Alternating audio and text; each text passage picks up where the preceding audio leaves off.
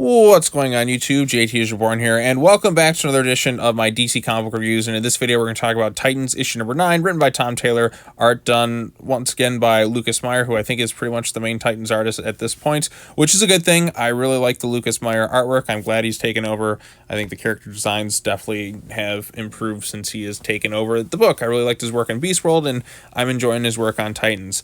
But again, this is kind of more of a setting things up for a larger storyline. I think it's going to lead in Absolute Power, which is the next big DC event. Well, I mean, they have House of Brainiac, which is coming up next month, but Absolute Power is kind of a more big one with Amanda Waller and all the nefarious things that she has planned for DC.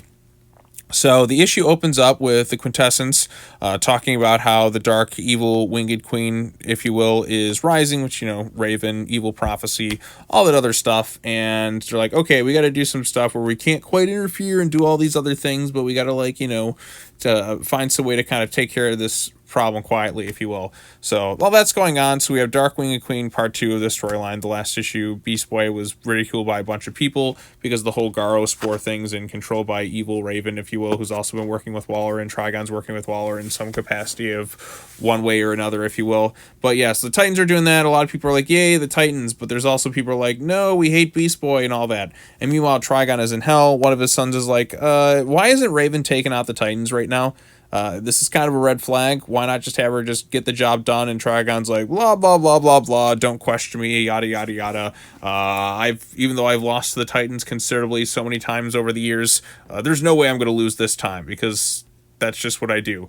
But there is one genuinely funny scene in the comic book that I really quite enjoyed. So he goes to Trigon also goes to have this conversation with Amanda Waller. Peacemaker is kind of showing somebody the ropes about, like, you know, the, if you will, the Bureau of Sovereignty. And he's like, hey, we're clearly on the side of good here. And then he opens the door to her office, and he just kind of looks, you know what, we're just going to shut that door as soon as he sees Amanda Waller talking to Trigon. Like, oh yeah, we're totally on the side of good. Opens the door, boom. That was genuinely very funny. So I got to give props to Taylor for that one. That actually got a good laugh out of me. But again, Trigon is talking to Waller. She kind of intimidates him, like, go ahead and try me. Like, don't try to cross me, Trigon. And I'm like, oh man, if only Trigon would have just annihilated her from existence right there, so we don't have to listen to Amanda Waller ramble on anymore and do stuff. I mean, come on, you're Trigon. Are you really going to be threatened by Amanda Waller of all things? Come on now. I mean, you could have just, boom, done, over. No more Amanda Waller. Problem solved. And that would probably be a good thing for the rest of the DC world.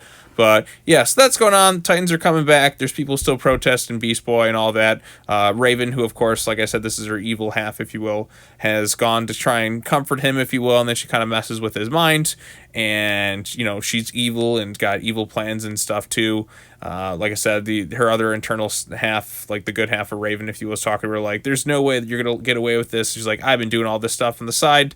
Then Hermes comes to talk to Donna Troy, and then evil Raven comes in, wipes him. I was like, oh, it was clearly something from Trigon. We got to be careful. And Donna Troy's like, oh boy, we must prepare for hell. But she's kind of smirking evilly in the background, and that's kind of the end of the issue, if you will. So there's a few things I kind of liked. Like I said, I think the stuff with the world kind of hating Beast Boy after Beast World is an interesting bit, where he's got to try and re-earn the people's trust. I like that aspect to it. It's nothing really overtly cringy or anything like that. You know, the Titans are still doing their heroic work stuff, so that's kind of good and all. They do acknowledge how even like Nightwing and some of the characters are probably getting suspicious of the way Raven's acting, but they try to explain away that, oh well, you know, she's kind of in their minds and making sure like she stays one step ahead of them or whatever. And okay, that's fine and all, I suppose. Amanda Waller coming into the book because, you know, she has to be in so many other books right now because they're setting up that big Absolute Power thing. I think that's where she takes over like all the powers of the different heroes. So we see her kind of working side by side with Trigon for her own nefarious means, if you will, because she wants all the power, the absolute power, if you will. And I think Trigon's going to be the means for her to kind of get that stuff, along with this dark winged evil sort of Raven stuff, if you will. So my favorite part of the issue, the little Peacemaker cameo, I thought that was genuinely very funny. I do like the Lucas Meyer artwork stuff. Not too much in terms of momentum really happens in the story other than Raven did her little mind stuff on Gar, or Demon Evil Raven did that, and then Trigon and Amanda Waller are sort of working together. I do find it kind of ridiculous how Trigon, of all things, seems intimidated by Amanda Waller. I mean, come on, man. I know she's, just kind of stares and that's all she has to do, but I mean, why not just test the waters? I mean, it takes a lot to kind of kill you. I know in DC they found a way, but you're Trigon. I'm pretty sure Amanda Waller can't stop you right then and there. Like, how is she going to do it? How? So, but a few questions there. Not a bad issue overall. Like, I didn't hate it or anything like that. I really like the Lucas Meyer art, and I really liked the Peacemaker moment. I thought, like I said, that was the one genuinely funny bit within it. And there's no overtly, like, really cringy stuff either within this comic book, like some of the earlier issues of this run. Like I said, starting with Beast World and kind of post Beast World, if you will, the book has gotten a lot better than when it started. So we'll see how it goes from here. We're probably gonna, drag our feet a little bit to try and get to, setting up this next big event for DC, which is so weird because we just had an event, and then we have these couple issues here which are there to set up the next big event, instead of just kind of focusing on some, more interesting stuff. I don't know, but events. That's my main takeaway with DC at the moment. But yeah. Also, this cover is so misleading right here. Like, Titans together behind bars. At no point do you attempt to arrest the Titans in this issue. Like, this cover is so misleading. Like, they don't even go to jail or anything like that.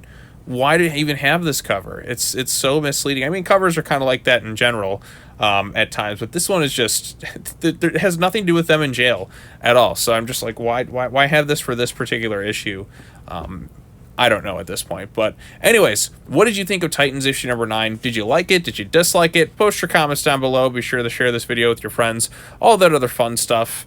And I will see you all in the next video. Got one more comic book review to catch up on, and then we're prepped for all the stuff coming out next week, which it's going to be a fun week next week because, like I said, Godzilla Kong comes out and a few other things. So, all right, well, that's all I have to say. As always, take care now. Bye-bye then, and I will see you all in the next video. Peace out.